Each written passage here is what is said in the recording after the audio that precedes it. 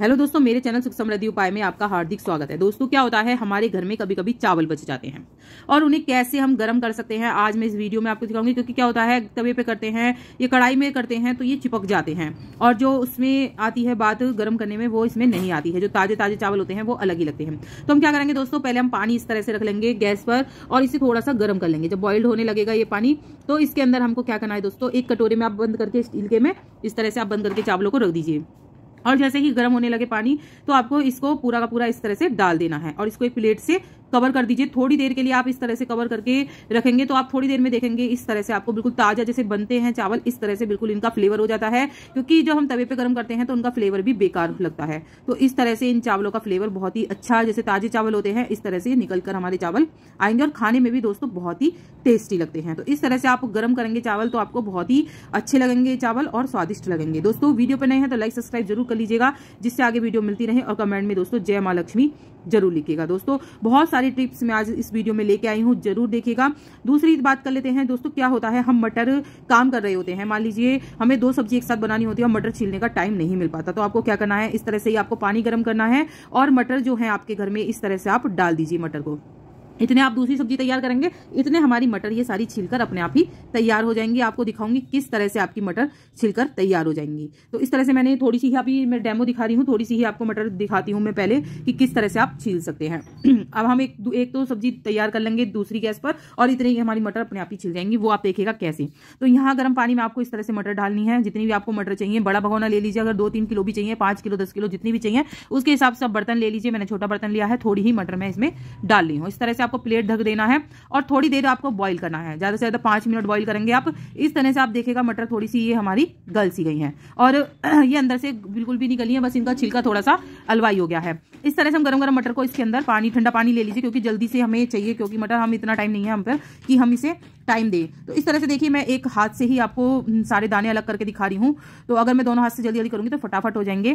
तो इस तरह से मैं आपको धीरे धीरे ही करके दिखा रही हूँ, लेकिन 2 मिनट में ही ये सारी मटर आपकी छिलकर तैयार हो जाएंगी। बिल्कुल भी आपको जोर नहीं लगेगा। आप देख ही रहे होंगे कितनी जल्दी से सारे दाने निकल गए हैं और एक भी दाने हमारा ऐसा नहीं है कि बहुत ज्यादा पक गया है या बहुत ज्यादा परेशानी हमारी आएगी। तो हम 2 सब्जियां एक साथ ही तैयार कर सकते हैं। मटर छीलने में टाइम वेस्ट हमें बिल्कुल भी नहीं होगा। इस तरह से आप पूरी मटर छील सकते हैं। मैं हर एक मटर को दिखाऊंगी आपको कितनी अच्छे से मटर छील गई। जैसे मैंने ये सारी मटर डाल दी है, यहाँ पर आप देख ही रहे हैं और बस मैं एक हाथ से ही रब कर रही हूँ इन मटरों को और एक ही हाथ से ये सारी निकल जाएंगी। मतलब एक भी छिलके के अंदर नहीं रहेगी। मैं आपको पूरा दिखा रही हूँ कैमरे में, कहीं भी स्किप नहीं करा है मैंने। और इनके छिलके भी आपको दिखाऊंगी कि एक भी मटर छिलके के अंदर नहीं है। एक ही हाथ से मैं आपको करके दिखा रही हूँ। बहुत ही जल्दी मटर के दाने निकल जाते हैं, कोई भी गला हुआ दाना नहीं निकलेगा। और इस तरह से ज्यादा आप पका लेंगे तो गल सकती है मटर की, आपने बहुत ज्यादा देर तक पका ली है मटर तो वो उबली हुई मटर आपकी निकल जाएंगी। वो आपकी जैसे फील करना चाह रहे हैं किसी चीज में आप फील करना चाह रहे हैं, भरना चाह रहे हैं, चीले में भरना चाह रहे हैं, तो उसके लिए आपकी उबली हुई मटर भी तैयार हो जाएंगे अगर आप थोड़ा ज्यादा बॉईल कर लेंगे। तो इस तरह से मैंने हल्का ही बॉईल करके दिखाई है। देख लीजिए आप छिलके किस तरह से निकले हैं इसमें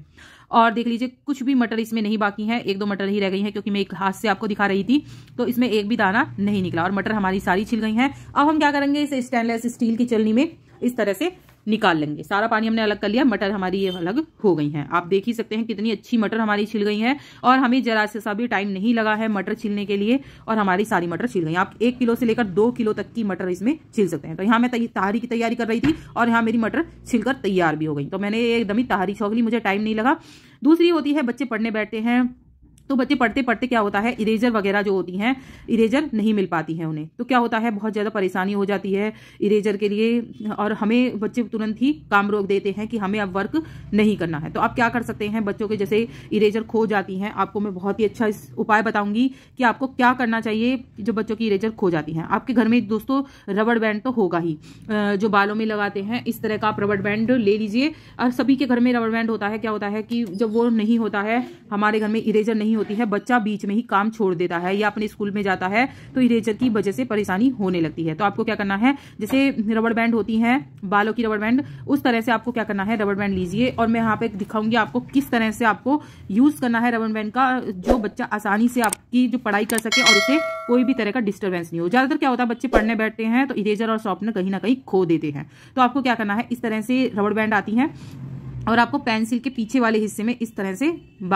अच्छी तरह से चढ़ा लेनी है रबड़ बैंड। तो आप देखेंगे कि बच्चे की इरेजर अगर खो भी जाएगी तो बच्चे के पास ऐसा कोई ऑप्शन नहीं रहेगा कि बच्चा पढ़ाई के लिए मना करे। इस तरह से तुरंत ही आपके पीछे हर आपको पेंसिल में जरूर ये इरेजर लगा देनी चाहिए। अगर कभी इरेजर नहीं मिलती है तो इस तरह से बच्चा यूज करके हमारा वर्क अपना पढ़ाई कर सके, उसकी पढ़ाई डिस्टर्ब ना हो। दोस्तों अब चलते हैं तीसरे ट्रिक की तरफ। तो क्या होता है, जाड़े का मौसम होता है। जाड़े के मौसम में तंदूरी चाय, जो बाहर आपने देखा होगा होटलों में चाय मिलती है, उनका अलग ही स्वाद होता है। तो आप क्या कर सकते हैं दोस्तों, दिए जैसे होते हैं हमारे घर पर रखे हुए होते हैं, पुराने दिए हैं तो उन्हें साफ कर लीजिए। नए दिए हैं तो आप उनका प्रयोग कर सकते हैं। आपको जैसे मैंने यहाँ पर गैस पे बहुत तेजी से गर्म कर लिया है अपना दिया, उसे अच्छी तरह से आपको दिया को इतना गर्म करना है कि वो अच्छे से काला हो जाए। जब बहुत अच्छे से काला हो जाता है दिया, अब अपनी जैसे कि चाय आपकी खदक गई है तो आप उसे खदकती हुई चाय में आप उस दिए को डालेंगे तो उसका जब टेस्ट देखेंगे तो वो बिल्कुल ऐसा आएगा धीमा धीमा, जैसे मिट्टी की खुशबू आती है और चाय का टेस्ट बिल्कुल बढ़िया हो जाएगा। इस तरह से तंदूरी चाय हमारी बनकर तैयार है। आप देख ही रहे हैं कितनी बढ़िया चाय बनकर तैयार हो गई है हमारी ये, और आप अगर यूज करेंगे तो आपको पता ही लग जाएगा कितनी चाय बहुत ही टेस्टी लगती है। अब बात कर लेते हैं दोस्तों क्या होता है, चौथी ट्रिक्स पे चलते हैं।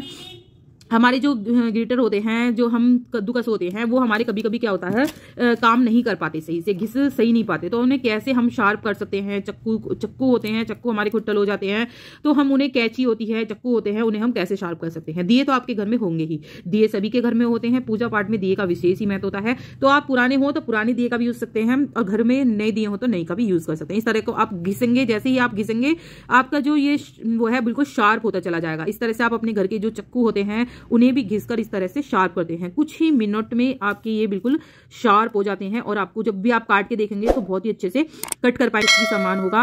और इस तरह से आप जो दिए होते हैं दोस्तों, दिए बहुत ही उपयोगी होते हैं। आप तवा जैसे होता है काला तवा हो जाता है, तो काले तवे को भी अगर आप घिसते हैं इस तरह से, वो भी जगमगा उठेगा। तो दोस्तों वीडियो कैसी लगी जरूर बताइएगा, अच्छी लगी तो